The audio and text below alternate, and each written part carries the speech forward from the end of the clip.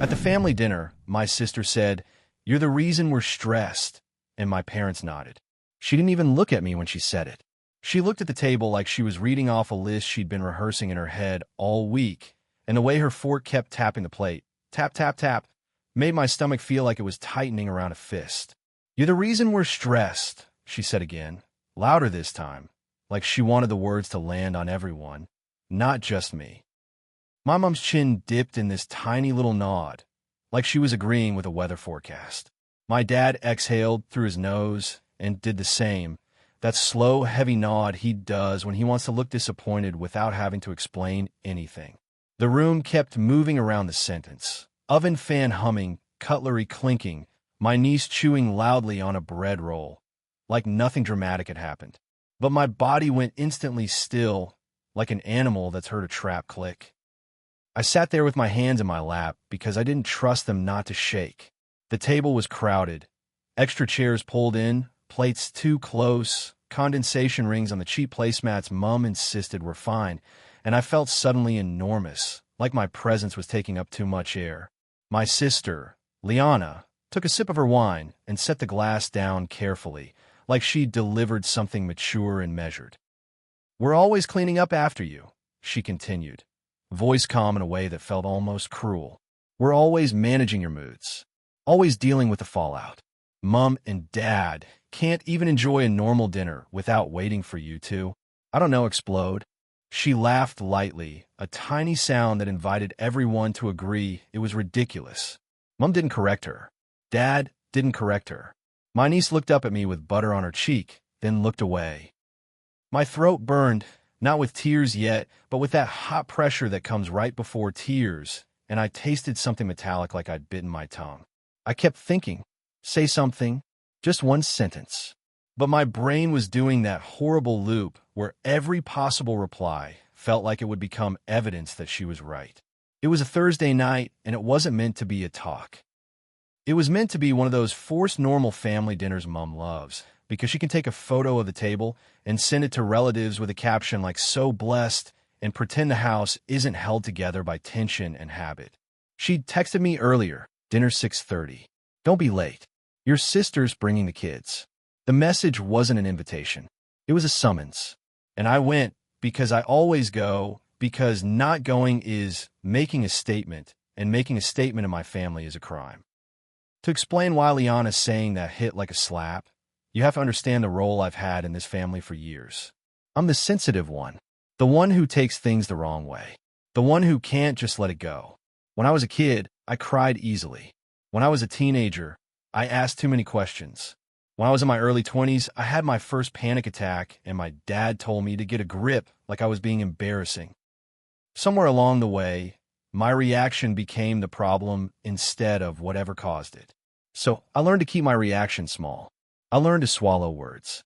I learned that the fastest way to end an argument was to apologize, even if I didn't know what I was apologizing for. I got really good at being agreeable, which is why it's funny, if you can call it funny, that Liana framed me as this constant explosive stressor, like I've been out here throwing tantrums and flipping tables. The actual reason everyone's been stressed lately isn't that I'm dramatic. It's that I stopped being useful.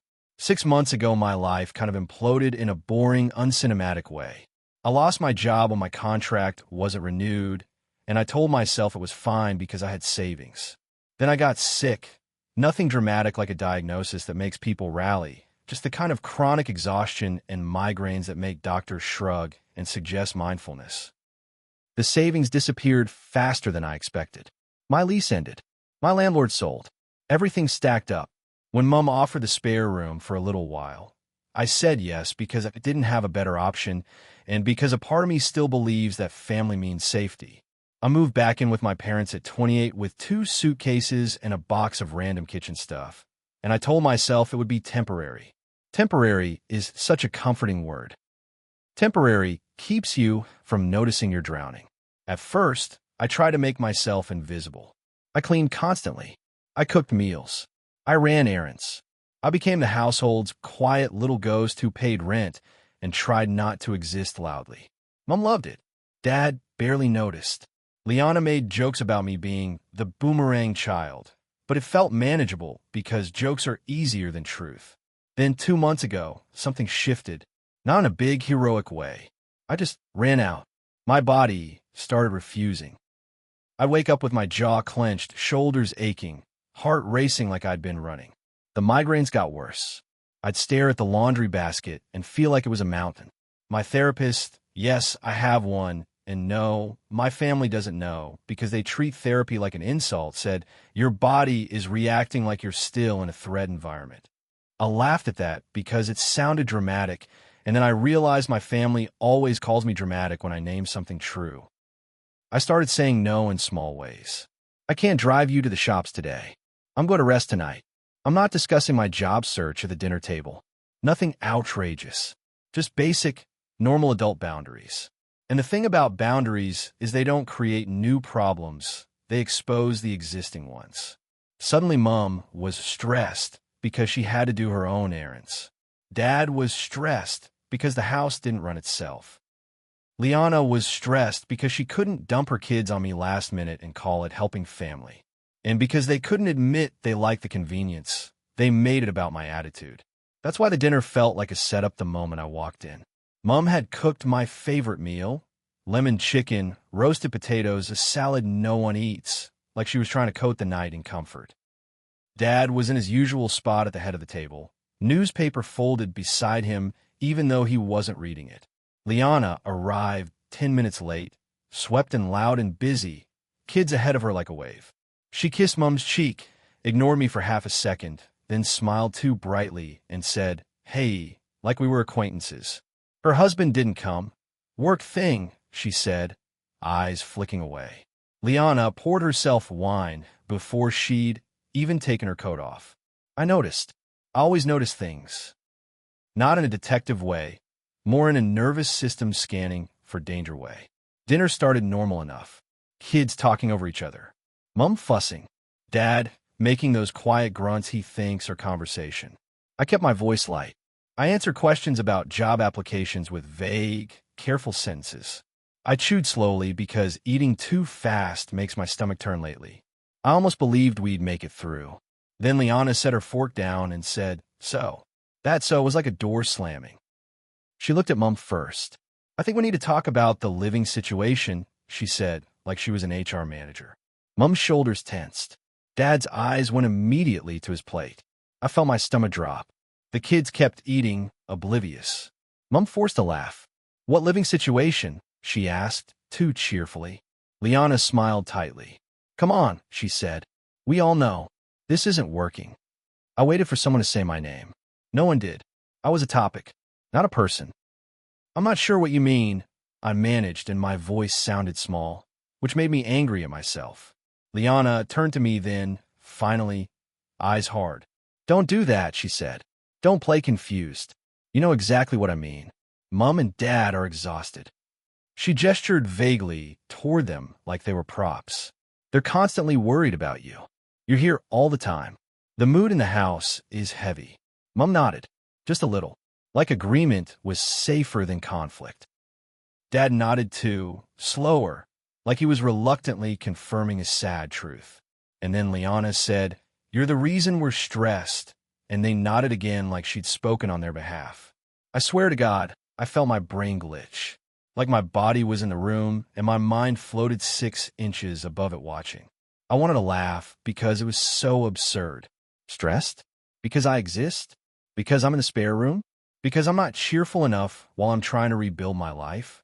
What stress? I heard myself ask and immediately hated how it sounded. Whiny, defensive, exactly the tone they love to label. Liana's eyes brightened like she'd caught it. See, she said, leaning forward. This, you make everything an argument. You can't just listen. I am listening, I said, voice shaking slightly. I'm just shocked. Mom sighed like I'd inconvenienced her. Honey, she said, using the voice she uses when she's trying to soothe a toddler in public. Liana's not saying you're. She is. I cut in, and my own interruption made me flinch because I could already hear the accusation. There she goes, exploding. She literally just said, I'm the reason you're stressed. Dad finally spoke, voice low. We're worried, he said. You've been up and down. Up and down. The most vague phrase in the world, used like a diagnosis. What does that mean? I asked. Like the migraines? The fatigue? Because I'm trying to manage that. Liana let out a breathy laugh. Oh my God, she said. You always have an excuse. My cheeks burned. It's not an excuse, I said more firmly. It's my health. Mom's mouth tightened.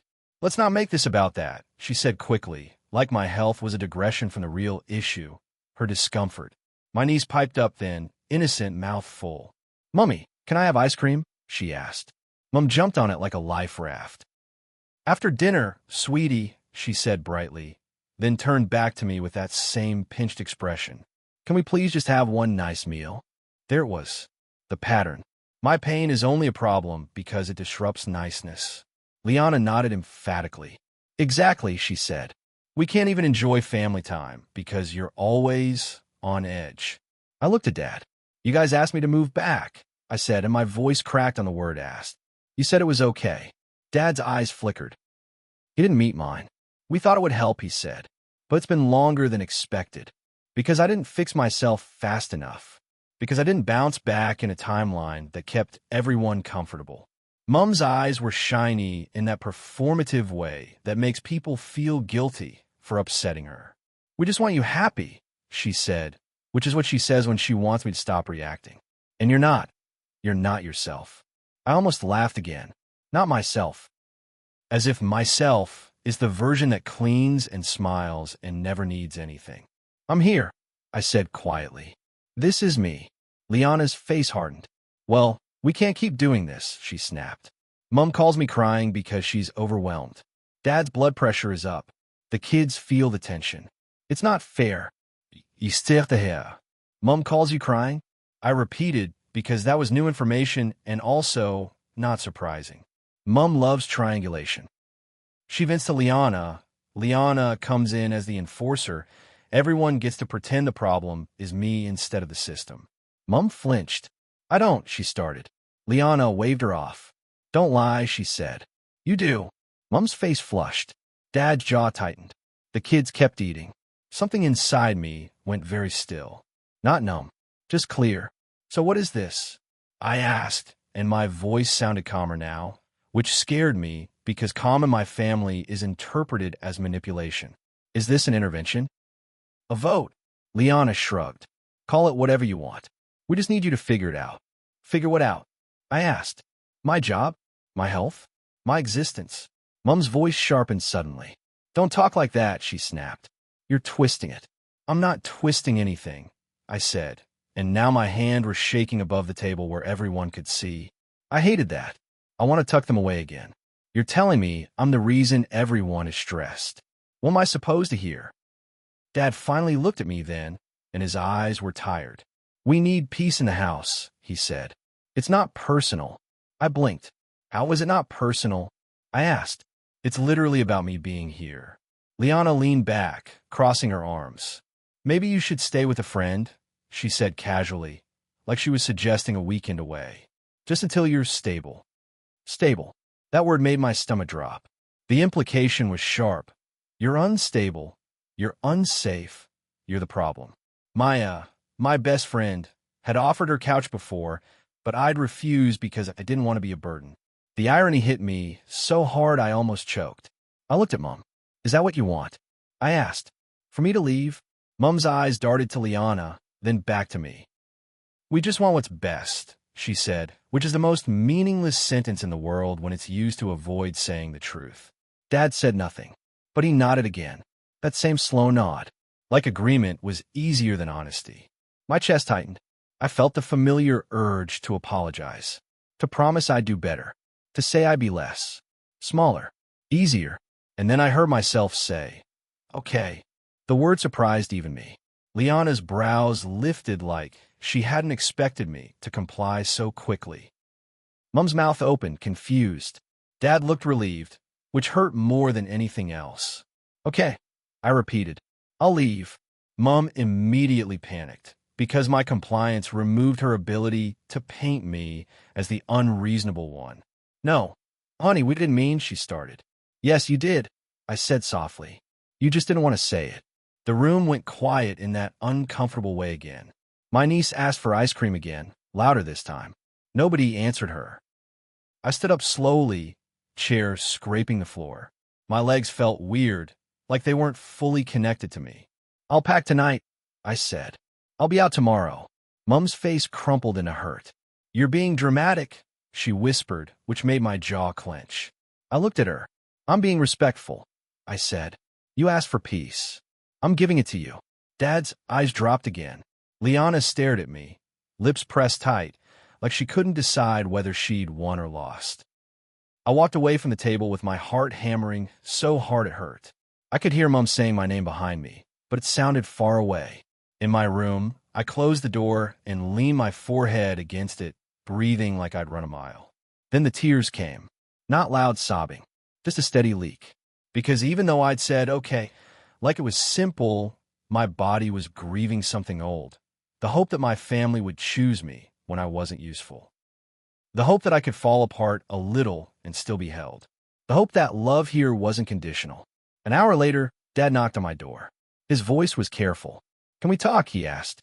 I wiped my face quickly because I still hate being seen crying. Sure, I said, though my throat was raw. He came in and stood awkwardly by the dresser, hands shoved in his pockets like a teenager. He didn't sit. He never sits when emotions are involved. Sitting would mean staying. You don't have to leave, he said quietly. I stared at him. Then why did you nod? I asked, and my voice was flat. Dad's jaw worked. Because, he exhaled, because it's been tense. Tense because of me? I asked. He didn't answer directly. Your mother worries, he said. Liana worries. We don't know how to help you. I felt something sharp rise. Have you tried asking what I need? I said.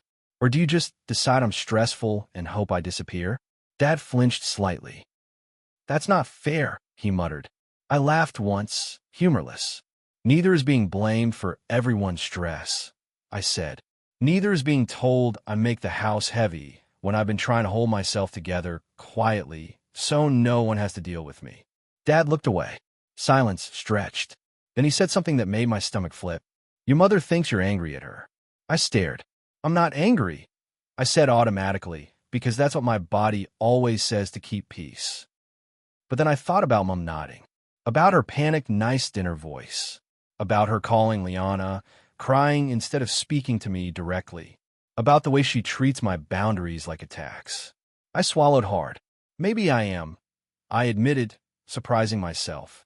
Maybe I'm angry that she only likes me when I'm convenient. Dad's face tightened. That's not, he started. It is, I said, and now my voice shook. You know it is. I've been tiptoeing my whole life. I've been swallowing everything. And the minute I'm not cheerful, the minute I need rest, the minute I say no, suddenly I'm the reason everyone's stressed. Dad's shoulders sagged a little. For a second, he looked old. I don't know what you want me to do, he said quietly. The question hit me like a brick because it was so honest. Not cruel, not dismissive, just helpless. I wanted you to say, that's not true, I whispered. At the table. When she said it, I wanted you to not nod. Dad's throat bobbed. He looked at the floor. I'm sorry, he said, but it was small, like he was testing the word. I nodded slowly. Okay, I said, though it didn't feel okay. Dad cleared his throat. Where will you go? I'll stay with Maya for a bit, I said. She's offered. Dad's face tightened, guilt flashing. You could stay here, he said again, softer. I stared at him. Could I? I asked, because it didn't sound like it at dinner.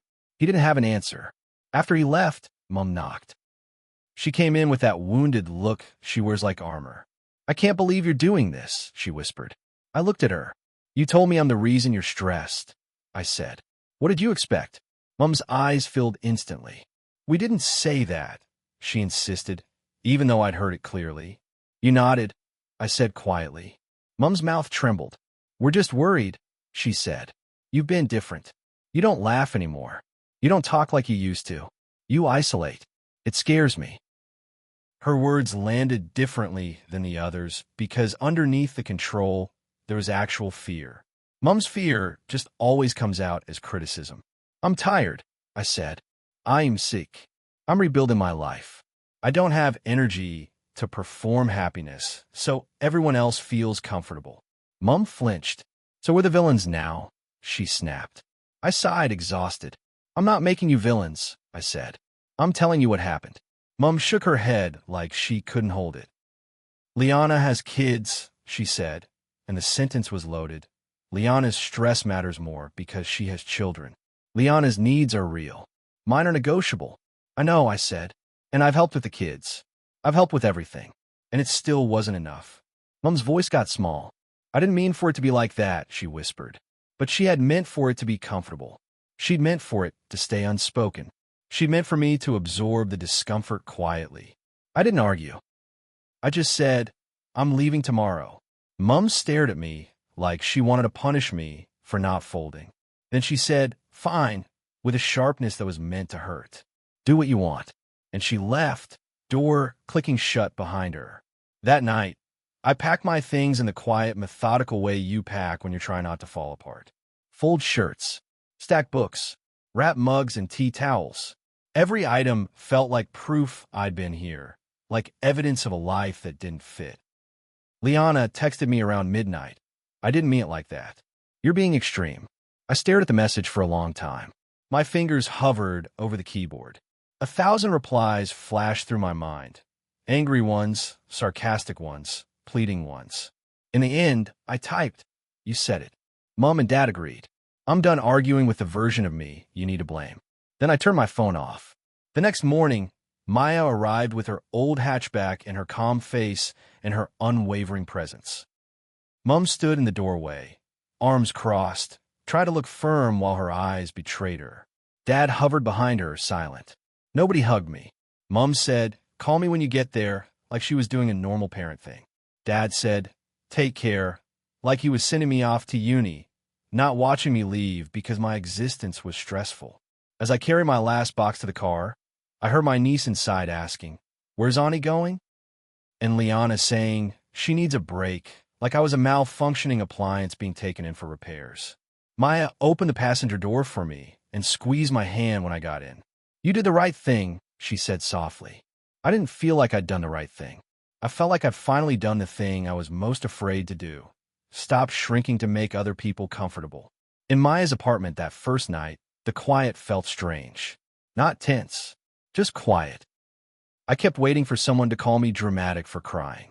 But Maya just made tea and sat beside me and let me exist without commentary. My body didn't know what to do with that. I cried harder than I expected. Not because of the dinner itself, but because of the years underneath it. The years of swallowing and nodding and apologizing and being grateful for crumbs. A week has passed now.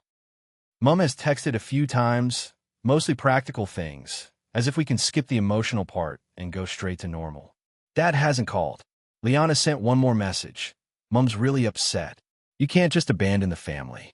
That sentence made me laugh out loud, sharp and bitter, because it proved my point. In their minds, I'm not allowed to leave. I'm allowed to be blamed, used, managed, and discussed. But leaving is betrayal. The truth is, I didn't abandon them. I stopped being the sponge. And I keep replaying that moment at the table. Liana saying, you're the reason we're stressed, and my parents nodding. Not because I'm obsessed with drama, but because something about it finally made the invisible visible. It took the quiet truth I've lived with for years and put it into one sentence. In this family, my worth is measured by how easy I make everyone else's life. The moment I become a person with needs, I become a problem. I don't know what happens next. Part of me still wants the fantasy where Mom calls and says, I'm sorry, I froze, we were wrong, and Dad backs her up, and Liana admits she scapegoated me because she's drowning too. But I'm trying to live in reality now, not fantasy. Reality is, they may never say it. They may never see it. They may keep telling the story that I'm unstable and dramatic and stressful because that story lets them avoid looking at their own behavior. But here's what I know, sitting in Maya's quiet lounge room with my boxes stacked against the wall, I'm less anxious here. My migraines have eased a little. My chest doesn't feel tight all day. I'm sleeping better. That doesn't happen when you're the problem. That happens when you leave the problem. And maybe that's the most painful, liberating thing I've realized. If my presence makes them stressed, maybe the stress isn't me. Maybe it's the fact that I stopped absorbing everything quietly, and they don't know how to be a family without someone to carry the discomfort. Maybe I wasn't the reason they were stressed. Maybe I was the reason they could pretend they weren't.